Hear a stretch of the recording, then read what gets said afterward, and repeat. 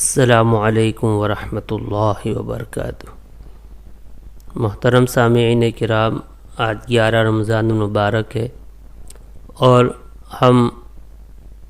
بزم اشرف کی 11ویں مجلس کے دوسرے حصے میں ہیں۔ دوسرا پارٹ ہے روزے کے مسائل۔ آج کا مسئلہ یہ ہے کہ روزے کی حالت میں آپریشن کرانا، کوئی آدمی روزہ رکھ کر آپریشن کرانا چاہے تو کرا سکتا ہے یا نہیں؟ جواب اس کا یہ ہے کہ روزے کی حالت میں آپریشن کرانے سے روزہ نہیں ٹوٹتا،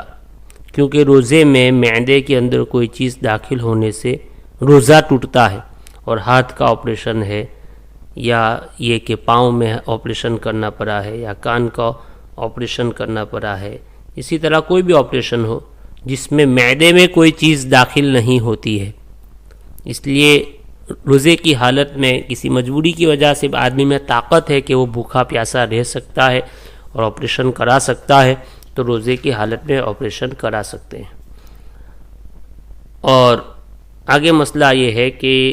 روزے کی حالت میں ڈائلیسس کرانا، ایک آدمی ڈائلیسس کرا رہا ہے روزے کی حالت میں، سوال یہ پوچھا ہے کہ روزے کی حالت میں ڈائلیسس کرانا جائز ہے یا نہیں؟ ڈائلیسس میں مشین کے ذریعے سے خون کی صفائی ہوتی ہے، کوئی خارج چیز بدن میں اس طرح داخل نہیں کی جاتی جو بدن کے اندر رہ جائے یا اس کے ذریعے سے روزے دار کو کسی طرح کا غذائی فائدہ ہوتا ہے، اس لیے مفتی صاحب سے گزارش ہے کہ اس کے بارے میں حکم شرعی واضح فرمائے۔ سوال یہ پوچھا گیا ہے، جواب یہ ہے کہ روزے کی حالت میں ڈائلیسس کرانے سے روزہ فاسد نہیں ہوتا، ڈائلیسس کرانے سے روزہ فاسد نہیں ہوتا، روزہ ٹوٹتا نہیں ہے۔ ہاں، ڈائلیسس کی دو شکلیں ہیں۔ ایک شکل یہ ہوتی ہے جو ہمارے یہاں رائج ہے کہ بدن کے اندر کا خون مشین اپنے اندر کھینچ کر لے لیتی ہے، پھر اسی خون کو صاف کرتی ہوئی دوسری طرف سے بدن کے اندر داخل کرتی جاتی ہے، اور یہی شکل ہے جو ہمارے یہاں اس صورت میں بھی روزہ فاسد نہیں ہوتا ہے۔ اور ڈائلیسس کی دوسری شکل یہ ہوتی ہے کہ بدن کی کھال کاٹ کر اس کے اندر ایک تھیلی جیسی رکھ دی جاتی ہے، اور تھیلی کے پائپ کا منہ بدن کے باہر ہوتا ہے، اور پائپ کے منہ کے ذریعے سے اس تھیلی کے اندر کیمیکل ڈال دیا جاتا ہے، پھر 12 گھنٹے کے اندر یہ کیمیکل خون کے خراب مادے کو اپنے اندر جذب کرتا جاتا ہے، اور 12 گھنٹے کے بعد یہ کیمیکل جس نے خراب مادے کو اپنے اندر جذب کیا ہے اسی پائپ کے راستے سے نکال لیا جاتا ہے، پھر اسے نکالنے کے بعد نیا کیمیکل اس میں ڈال دیا جاتا ہے، اور یہ کیمیکل 12 گھنٹے میں اپنا کام کر لے گا۔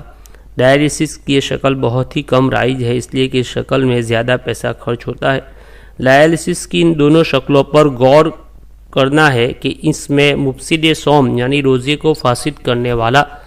کوئی عمل نہیں پایا گیا، تو ظاہر بات ہے کہ بدن کے فطری راستے سے کسی راستے کے ذریعے سے اندر کوئی چیز نہیں پہنچائی گئی، اس لیے ڈائلیسس کی دونوں شکلیں روزے کی حالت میں جائز ہے۔ ان میں سے کوئی بھی شکل روزے کی حالت میں اختیار کی جائے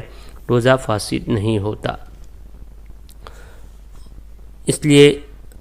ڈائلیسس کی وجہ سے بعد آدمی روزہ چھوڑ دے تو اگر کمزوری نہ ہو